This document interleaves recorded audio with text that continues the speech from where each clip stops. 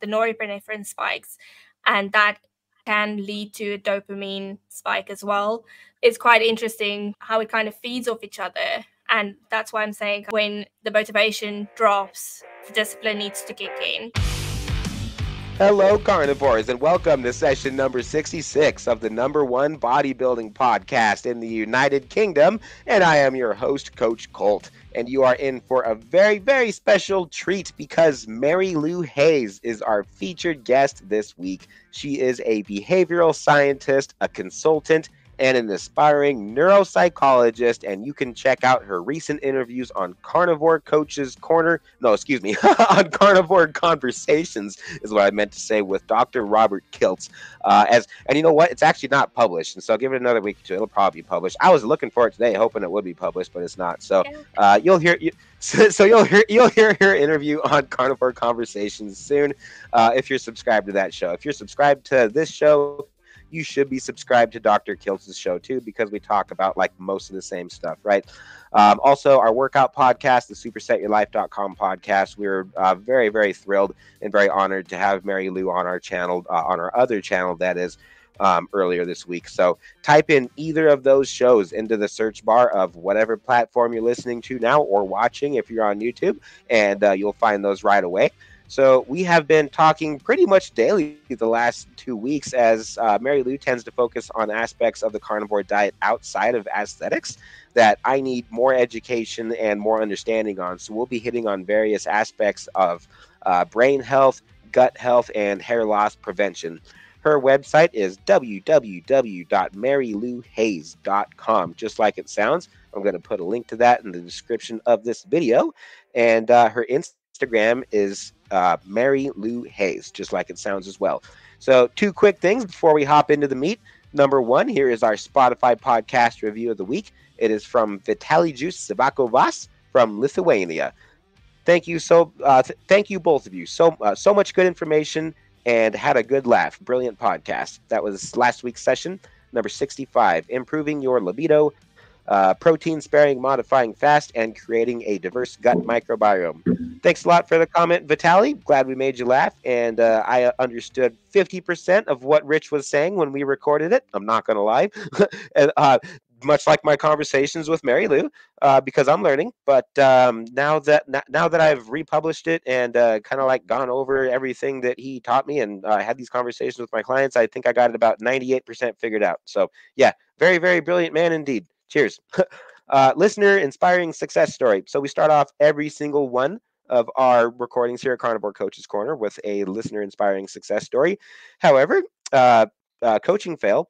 I forgot to prepare one before our recording. So sorry. So I'll just highlight a couple big wins from, a big win from yesterday's check-in with Danielle Fischer, our WNBF Pro. She and I are both using protein-sparing modified fasting right now because we are cutting at 6 weeks out from the Open Natural. That's going to be in Seattle, Washington.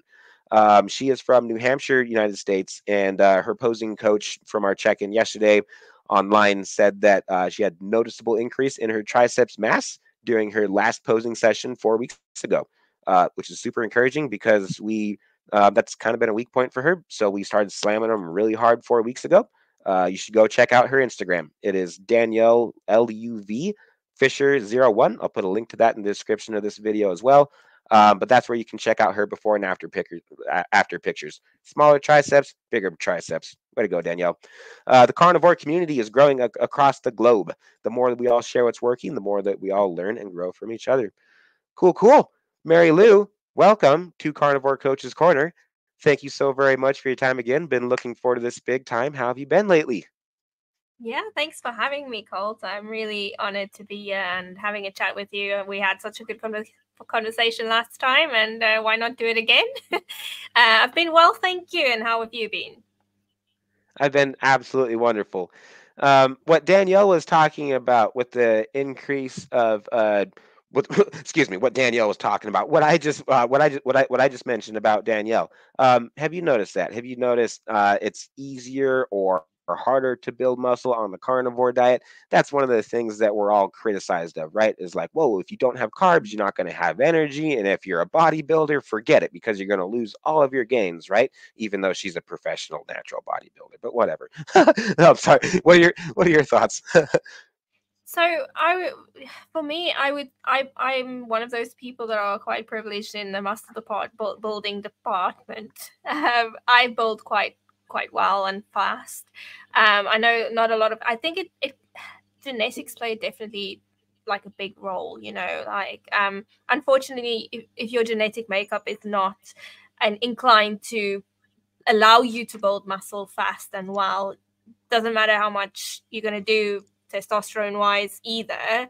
I think there's a recent study that came out recently about that, that you can kind of build a bit of muscle just by using steroids, but not even like a significant amount, and it doesn't Right.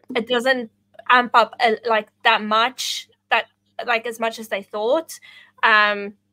But I'll have to kind of go back and find that study to send it to you. But yeah, so my opinion would be like, if you get enough nutrition, then I don't see why you can't, and your genetic makeup is like set you up to build muscle, then I can't see why you wouldn't.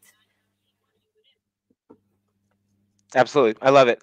I'm going to make a note to ask you about that study, because you and I both have a lot to talk about. And so if one of us forgets, if both of us forget, and if you're a listener, if you really want that study, let us know. But no, I just made a note. I want that study. Yeah, please let me know, because that I would find very, very interesting. Awesome. Is it okay if I throw you a curveball? I want to Yeah, start yeah. asking. Yeah, I think it'd be a great idea to start asking every single guest that we have on this show moving forward. What did you eat today and why? Oh, yeah, that's a good question. So today I only have 2 meals a day, essentially. I've had my one meal, and that was eggs and bacon. I had a little bit of a cheat today. So we got we got it delivered. So it's not necessarily uh, in the proper oils.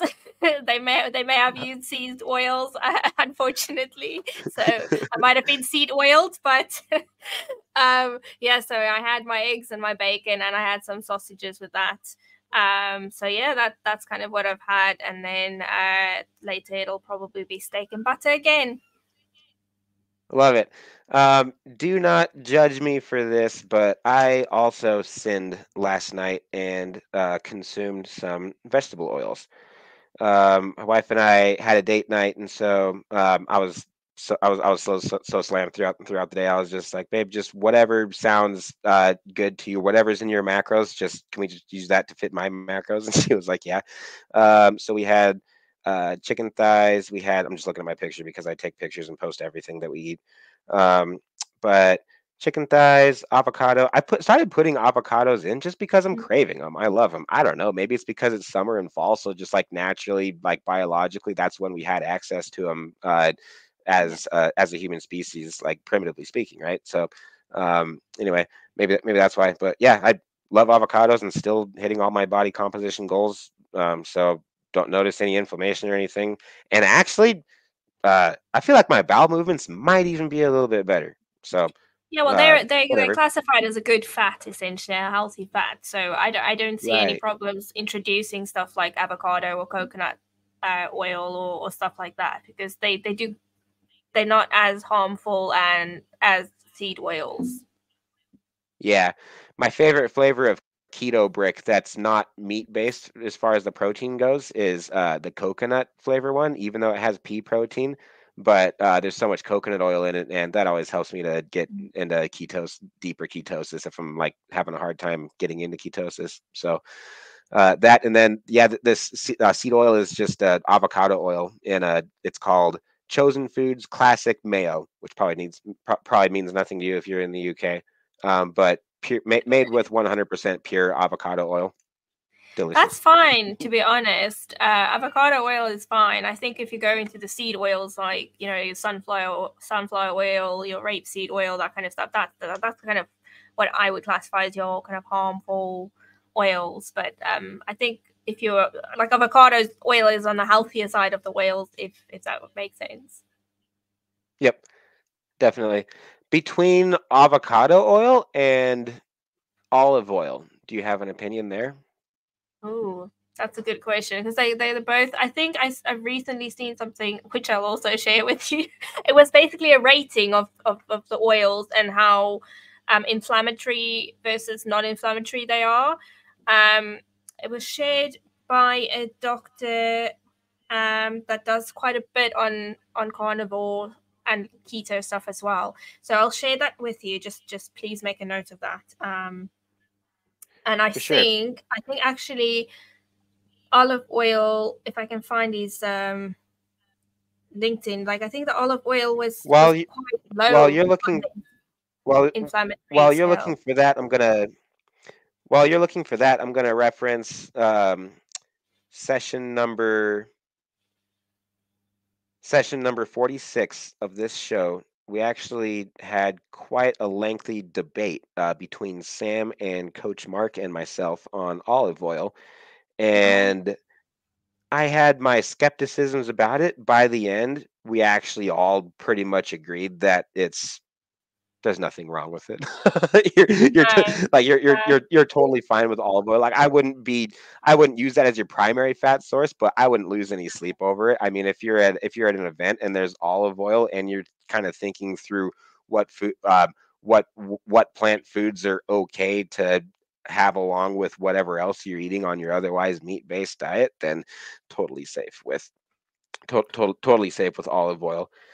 yeah, I It think does have a little olive. more omega-6s. That would be the only downside. So I would say all things being equal, definitely go with avocado oil, but both of them are good for you. Yeah, so the thing that to look out for is the linoleic acid. I hope I'm pronouncing that Mhm. correctly. Yeah, that's kind of what I never know either. I always stutter over that one. that yeah. So olive oil is kind of like rated mid-ish on the that scale for cooking with. So shockingly, palm oil is rated lower on that scale than olive oil is. That's quite interesting. But I think this is specifically for cooking. However, because obviously that it goes through a different process, doesn't it? It's heated Good up. point. I think if you use olive oil, it should be just drizzled in addition to food, not heated up. So I would say that I think it's healthier, and it can have like it can be less inflammatory, and it can have reducing inflammatory effects if you just drizzle it over your food as opposed to actually using it as a cooking uh, method for cooking. Very, very good. Thank you so much for that. I'm going to add just a couple things, then we'll get on to hair loss. Is going to be our next question. That's a pretty popular question. I'm getting hit with quite a bit. So, just a couple things why personally I avoid olive oil in my diet. Um, to your point about inflammation, it's much more inflammatory than other lower omega-6, higher omega-3 ratio oils. So most of those you'll find better omega-3 ratios pretty much across the board when it comes to meat, particularly with pork products. What else? Inflammation. Oh yeah, it's also high in lectins, uh, which also contributes to inflammation. Yeah. That's pretty much it. Those are just a couple things that I wanted to add. But yeah, more on that, everybody. Go listen to the tail end of session number 46 of our show. We were actually arguing for about a half hour. It was seriously a debate. So But that's good. anyway, It's let's good get in. because it kind of tells everyone that you're actually thinking about these things. It's not like you're just spewing and regurgitating information. You're actually thinking about it and discussing it, and logically thinking and processing the information. So I think that's a good thing, that we should have debates about these things. We shouldn't just regurgitate information. We should be challenged and be asked, like, but why is that relevant and why is that better? I think it's important.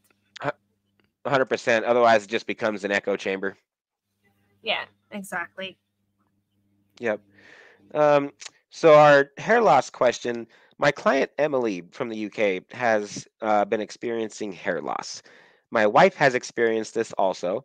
This seems to be like kind of a horror story that you see from keto skeptics. In both my wife's case and in Emily's case, they had been on the same macros for an extended period of time and were doing LISS cardio daily along with resistance training. Okay. So Taylor increased her protein and stopped low intensity cardio, and that fixed her problem. So my strategy with Emily is to increase her protein to 145, 145. She's actually 2 days into that right now. And to implement two protein sparing modifying fasting days where she has no ceiling to her protein intake, but her fat is capped off at 30 grams on those days, just like how I'm doing at the moment. So this will increase her daily average of protein to be around 180 grams of protein per day by the end of the week, while staying on track with her fat loss goals. In fact, I expect her to gain some muscle. I'm curious as to whether you have any thoughts on this. Yeah, so hair loss is very dependent on hormones and the fluctuation in hormones. So what we usually see, like I'm going to just give an example, when a woman becomes pregnant, she tends to obviously her estrogen increases and she tends to like get very luscious hair and very thick hair, and your hair looks amazing during pregnancy. And then around like just postpartum, you're like around, I would say like the 3 month mark, your hair starts falling, or 6 months mark, your hair starts falling out by the dozen. And it's quite traumatizing for a lot of women when they go through this, because they've just gone through a lot of Mm-hmm. changes physically. But it's because the levels drop so significantly, and it's quite interesting. It's similar in babies, because the baby kind of has the hormone levels the mother has. Postpartum, you'll see that the baby's hair also starts falling out around the same time. It's quite an interesting phenomenon because those levels are fluctuating and they're dropping. Um, so obviously different hormones play a different role, and we can kind of go into that a little bit more deeper in another episode if you want. But I would definitely say it's down to hormones, and something that obviously helps with this is fat. So I don't know what their fat intake is currently, but I would say like definitely the protein, upping the protein is important, because collagen is great for that kind of stuff, for hair, and nails and so on. And then naturally they can do like bone broths and that kind of stuff. I don't know if that's something that they do or would consider. Oh yeah, she's But big on the bone broth game. yeah, and maybe upping fats and seeing if that actually makes a difference, because that can play a very important part in balancing the hormones. Mm-hmm. Cool. Good stuff. Awesome. Thanks so much for that. Yeah, so her fats are 145 throughout the week, and then she has 2 days where they're 30 grams. So she knows, of course. And for anybody listening, check out our last podcast. Our last two podcasts, we actually have been talking about protein sparing modifying fast a lot. But yeah, so I think we have it pretty much figured out then. She's So that's the her other her thing I her, would her fat mention. is her fat by average is pretty high, and then those 2 days it's low, but only for one day, so it, to your point, doesn't hurt her hormonally. Sorry, you were gonna say? Yeah, sorry. I just wanted to say that, it would be worth just checking out her hormone levels, because obviously as a woman you go through different phases in your life. And it could be that, I don't know how old she is, but unfortunately we do go through perimenopause and menopause and that kind of thing, and that does affect your hormone levels. It can your estrogen and progesterone starts to decline, so that is something to kind of look at and see if there isn't maybe an imbalance with regards to that. Wonderful. Thank you. You are brilliant. Okay. This one is from somebody that is anonymous. So we will refer to this gentleman as Eddie. So this guy, he recently got off of anxiety medications. He has PTSD. He's ex-military, and he has. I'm just wondering if you have any dietary recommendations for him. And so he has spent quite some time, a significant amount of his life since his time in the military, on anxiety medications. And from what I understand, that changes your brain chemistry. I'm kind of unfamiliar with how. And then uh, once he's off those medications, he's right now at a point to where he's really kind of depending on the carnivore diet to shine and to help him move forward.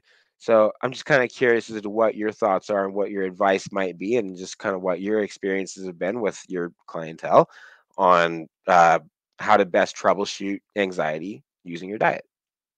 Yeah, so I can actually use some personal experience in this regard. I've been diagnosed with PTSD myself, so obviously it's not Okay. the same as the same that he's going through. It's a little bit different, but I've struggled with moods and anxiety before. I was also on medication.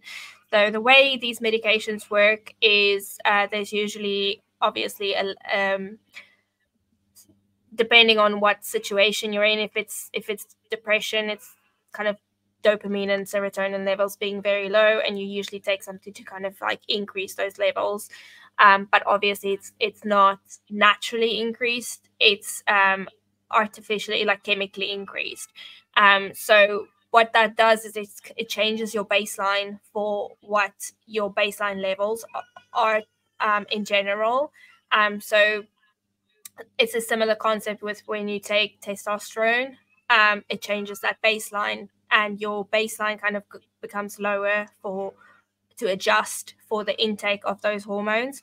So that's kind of what it does. So that's why they also say that you shouldn't just stop using anti-anxiety and antidepressive medication, because that kind of can put you like lower than you were previously, and it can cause the Right. symptoms to, it can aggravate the symptoms, so it can cause you to become more depressive or more anxious.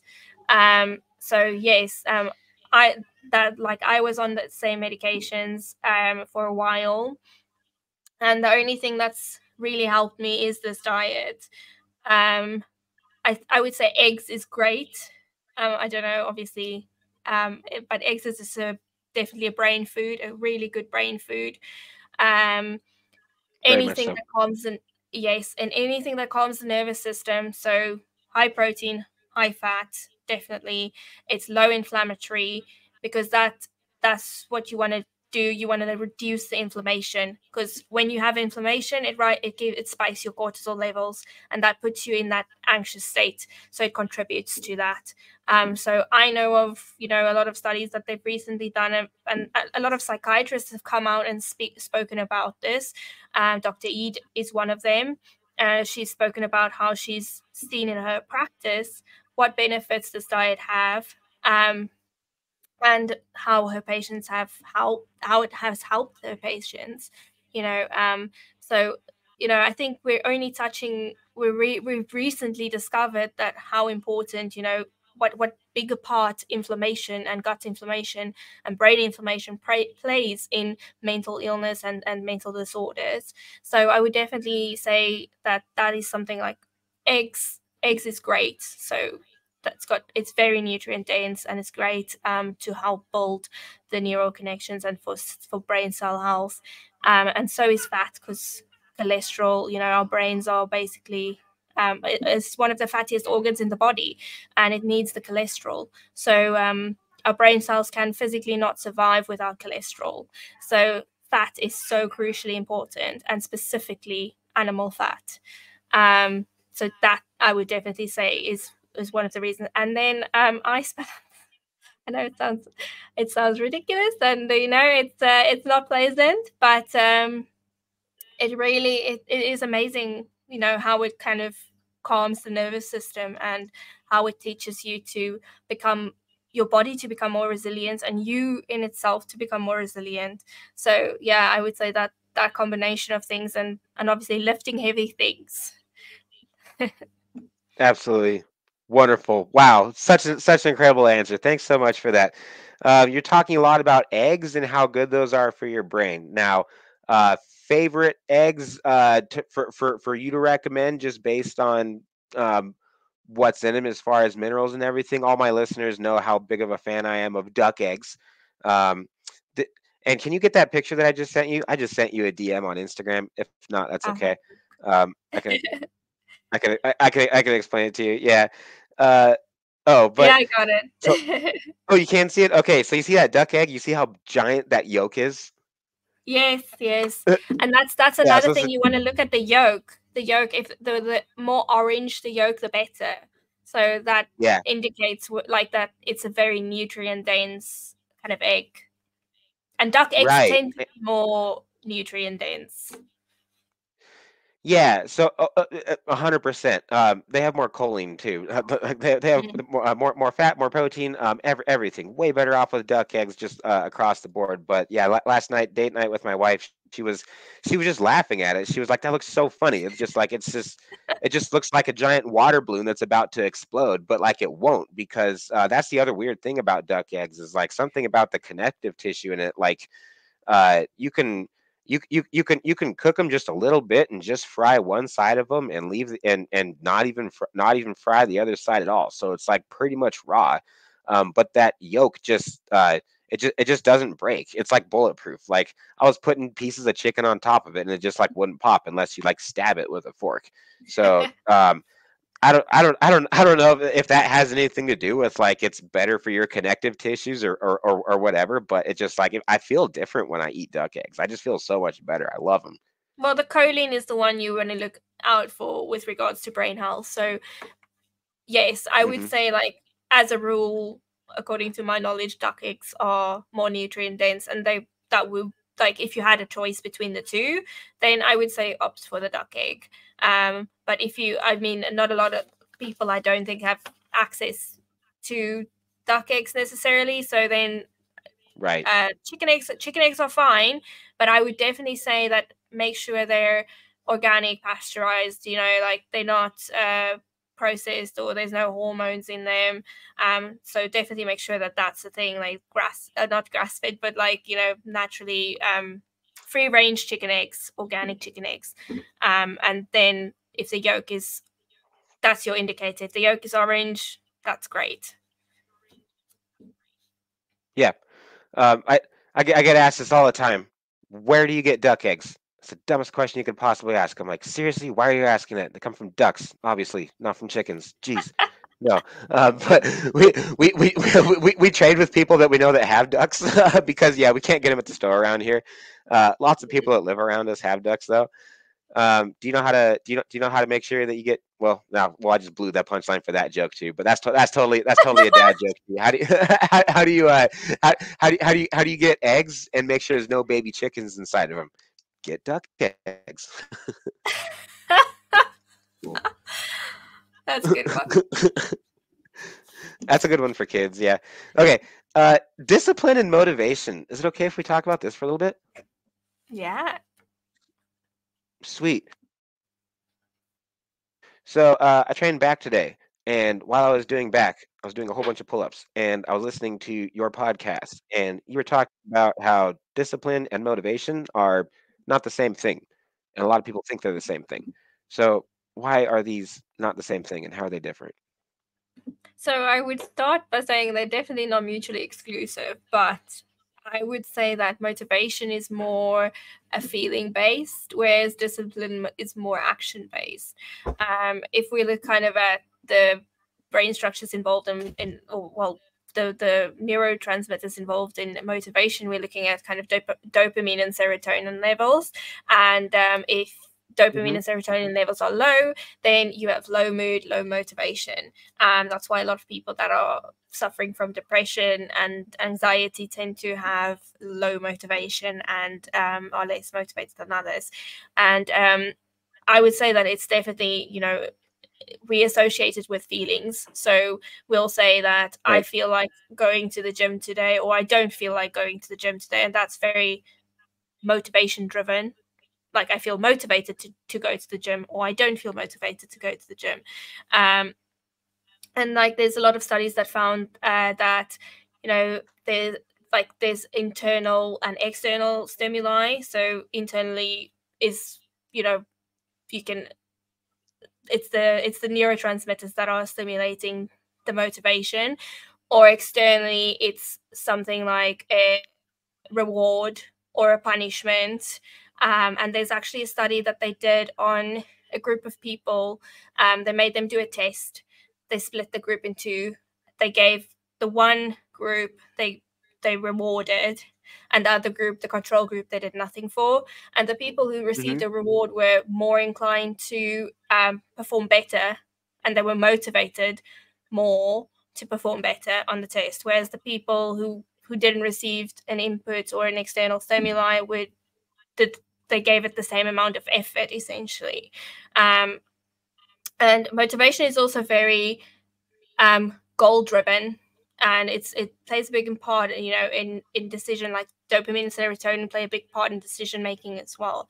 So when we tend to have a goal, we tend to feel a lot like very motivated in the beginning.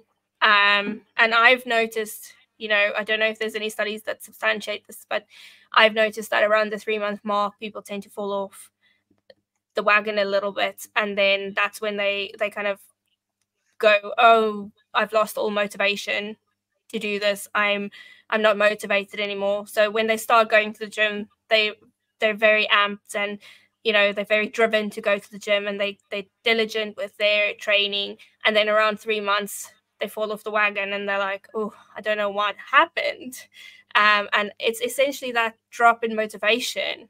And that's why I'm saying that motivation and discipline are two different things, because that's when the discipline should kick in. And that, you know, they kind of feed each other. That's why I'm saying they're not mutually exclusive, but there's definitely a distinctive difference between the two. So there's a study that they did on mixed martial artists, and in like adult mixed martial artists, and they found that they were able to rewire their brain to respond faster to cues and stimuli, which is really, I'll send you the study as well, so just make a note. Wonderful. And yeah, and it improved their attentional network, so they were able to pay better attention, and that was indicative in the responding fast to cues and stimuli. Uh, and that's based on a norepinephrine network, and which is associated with arousal. And so what happens is essentially that when you're disciplined, that kind of kickstarts the motivation, because Hmm. you're rewarding yourself for doing the tasks even though you don't want to. And then you're around, like the norepinephrine spikes, and that can lead to a dopamine spike as well. So it's quite interesting how it kind of feeds off each other. And that's why I'm saying, kind of, when the motivation drops, the discipline needs to kick in. And it's very evident if you look at sports stars and compare them to the average Joe. You know, people always ask, like, what do they have that I don't have? Why are they successful? Why am I not successful? And the difference is discipline, because they do the hard things even though they don't want to. I love it. So I just looked up the definition of norepinephrine.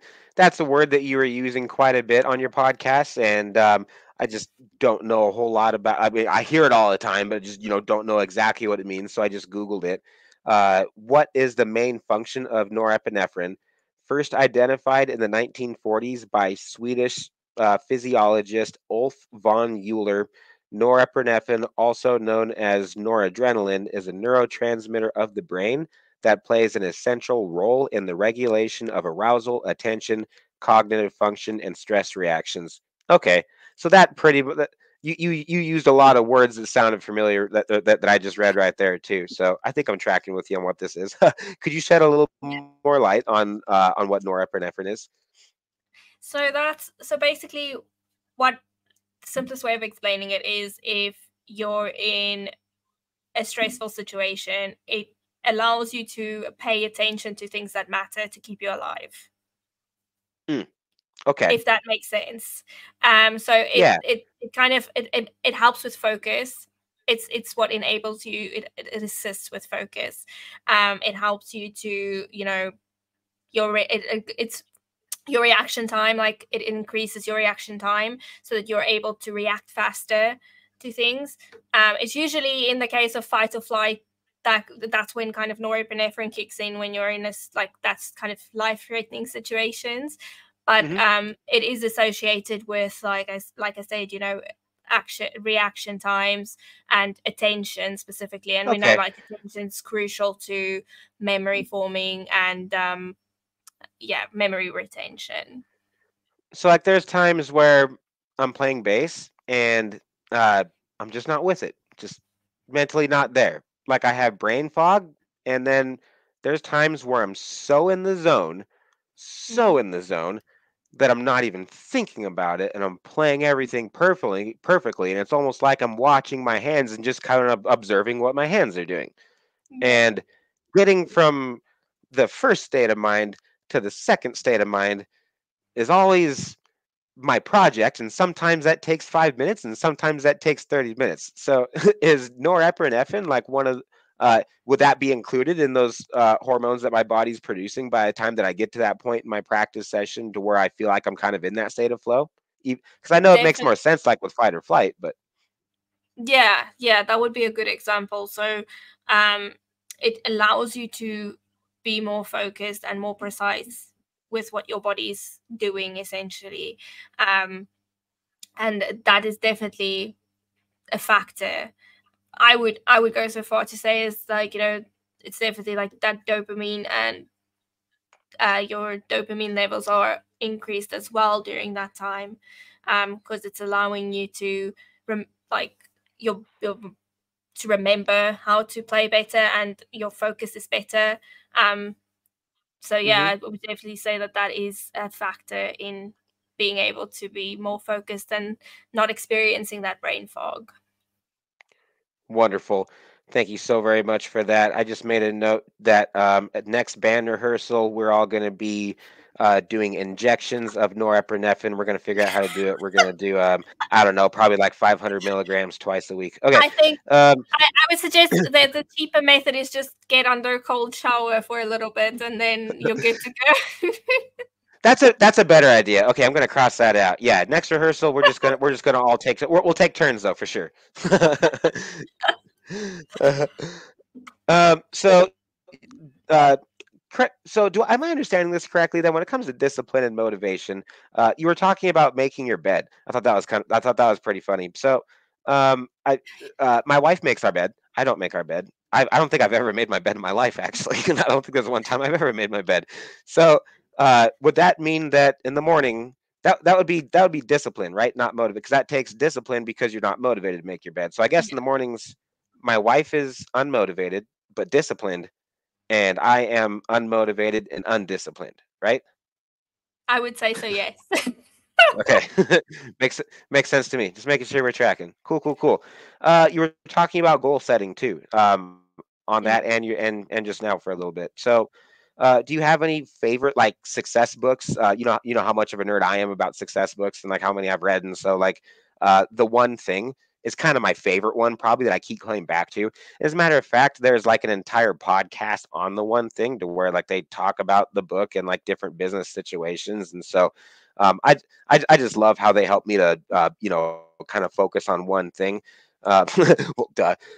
Also, a couple of my favorite a couple of other my favorite books. I just wanted to have them handy in case the conversation went this way. But Psycho Cybernetics by Maxwell Maltz is probably like my favorite subconscious mind book of all time. A lot of goal setting in there.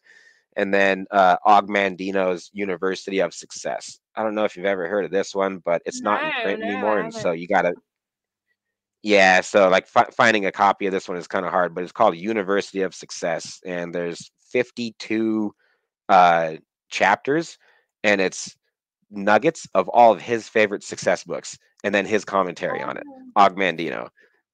Oh yeah, it is that's so really cool. interesting. It's a classic. It really is a classic, but it's called University for Success. So yeah, I'm just curious if you have any favorite books or resources or you know um, things when it comes to goal setting? Yeah, so I've got this one just for those of the people that are intentional, well, want to kind of rewire their brain, because that's something that I've spoken about. We have that ability, you know, to rewire our brain and form these better neural connections and so on. So I would say that Switch on Your Brain by Dr. Carolyn Leaf is Oh, that's amazing. on our shelf too. Yeah. We have 2 copies, one for me, one for my wife. That's yep. Yeah, really good book. And then Atomic Habits. I don't have it to hand, but yeah, that's also a very good book. If just to understand, you know, the the nucleus essentially of habits and how to change them, and you know, like that kind of thing. It's like 95% of our decisions are based on, like, made subconsciously, which is actually quite significant if you think about it. So Right. it takes quite a lot of effort to kind of think consciously about what you're doing and make those decisions. So yeah, that I would say that those are definitely very good books for just rewiring your brain in general and understanding habits, and you know, how to better approach changing those habits. Hey everyone, Coach Taylor Milton here. Welcome to Skull Bells TV, the official YouTube channel of supersetyourlife.com, where you're going to discover a weekly upload of quick and easy to follow workout tutorials featuring Coach Colt, myself, or one of our athletes to keep your workouts fun, practical, and effective. Our family's latest keto carnivore recipes that fuel Colt's competitions and keep myself and our kiddos strong and healthy. Video uploads of the supersetyourlife.com podcast, now over 100 episodes. Your weekly dose of entertainment, education, and inspiration to fuel your life inside and beyond the gym, and much more. Last thing before we get into the video, we're asking a big favor from you. This has been working beautifully, so if you would please think of someone you care about that would benefit from this video, go ahead and smash that like button, click the share button, and text this video to them. That would mean the world to us. And while you're at it, make sure you hit the subscribe button so you don't miss more exciting content from Skull Bells TV, because our team has lots of meat and lots of muscle coming your way, and I promise you won't want to miss it. When you hit the subscribe button, you'll see a bell icon pop up.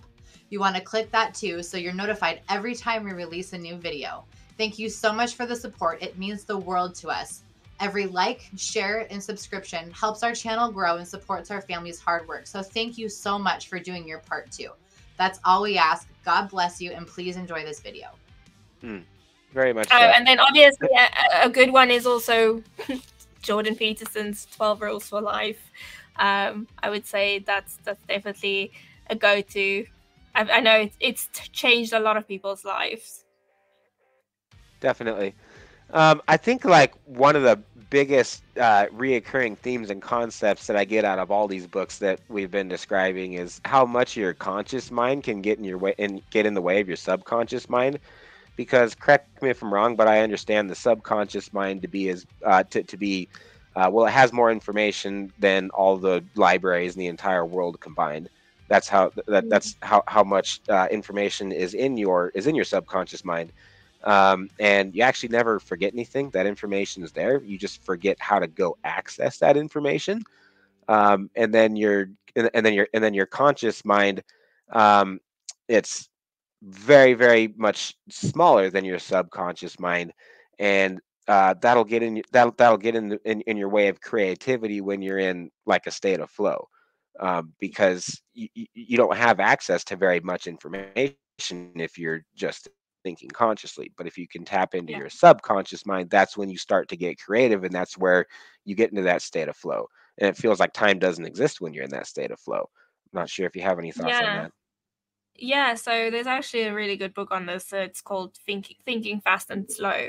And it Mm. goes into detail about our system 1 and system 2 thinking, like how our subconscious mind is kind of like a very slow, like a very fast kind of thinking. It's very intrinsic. It's very like impulsive to an extent, whereas our conscious mind is very slow thinking, and we're very analytical, and you know, we think thoroughly through the process of it and logically through it.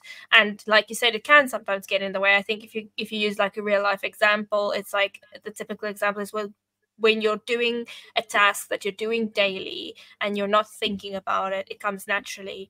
When you start thinking about it, you start fumbling and you start, you know, like getting nervous and you start shaking or whatever, you know. And so it definitely has an effect, because there's different structural brain structures involved in those processes, and that kind of influences, you know, when we're, I think that's kind of like where the norepinephrine comes in again. It's like when we're thinking slow, when we're conscious, we're paying a lot more attention to something, and makes us focused, whereas kind of if you're in your subconscious, it's kind of taking that blinders off and, you know, being able to connect the dots a lot better to different things, because you're not really, your brain's processing things quite fast, whereas opposed to when it's thinking consciously, it's not processing things that fast.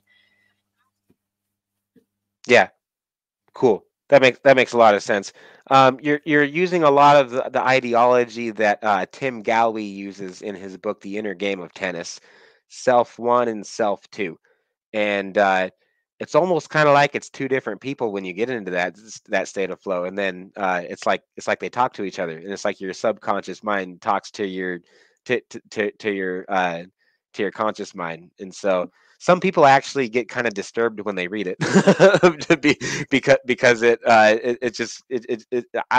don't know, it can be it can be confusing, but I think if you read the book with an open mind and understand it, you know, if you're somebody that's a performer, I don't know, that's music, bodybuilding, public speaking. I mean, like, I think getting it anything that you can do to get into that state of flow um, is worth it. It's critical.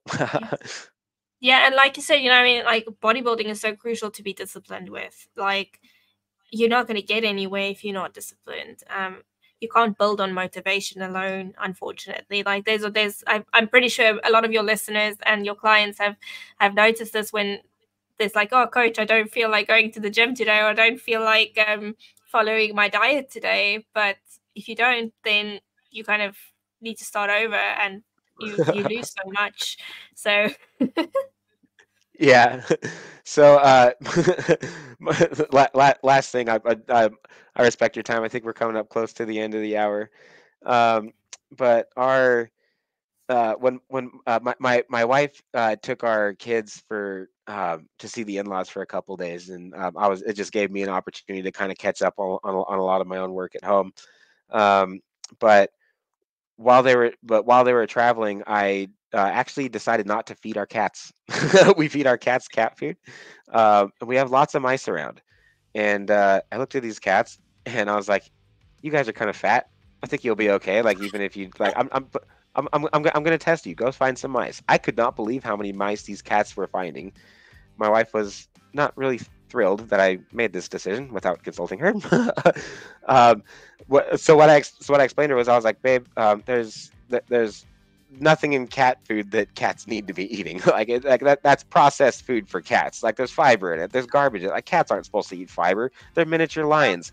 When have you ever seen a lion going out of its way to get fiber in their diet? No, yeah, exactly. They're carnivorous animals, right?"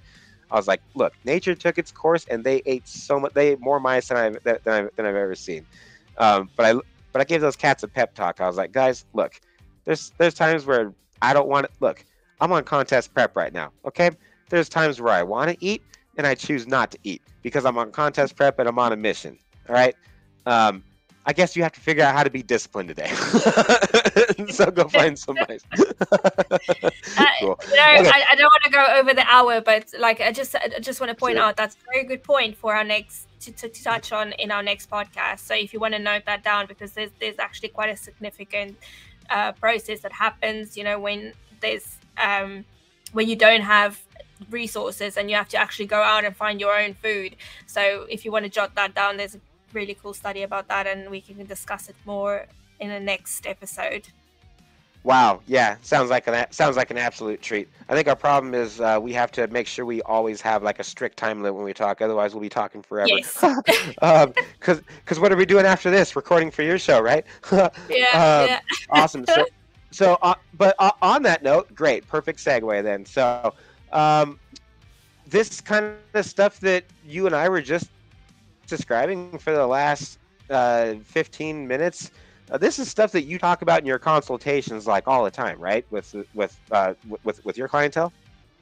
Yeah. It's that. So basically, I look Yeah. at what their current routine looks like, what their current, lifestyle is, and then we kind of dissect it and we break it down and go, okay, where are we identifying gaps that you could improve on, and where can we set some goals for you, and then we make it achievable for them that fits into their lifestyle. Like we create a plan for their that suits their lifestyle, and not the other way around. We don't force them to change so drastically like in the beginning to suit the intervention, essentially. Cool. What's the quickest and easiest way for our listeners, viewers, to find you and sign up for consultations if they choose to? Perfect. Yeah, I think go to the website, which is www.mariluluhayes.com. Everything is accessible from there. All my podcasts, my articles, and you can book a call on there as well. And I would do the same thing with these listeners as the previous ones. If they want to book a discovery call with me, I'll do like a free discovery call with them for their first call.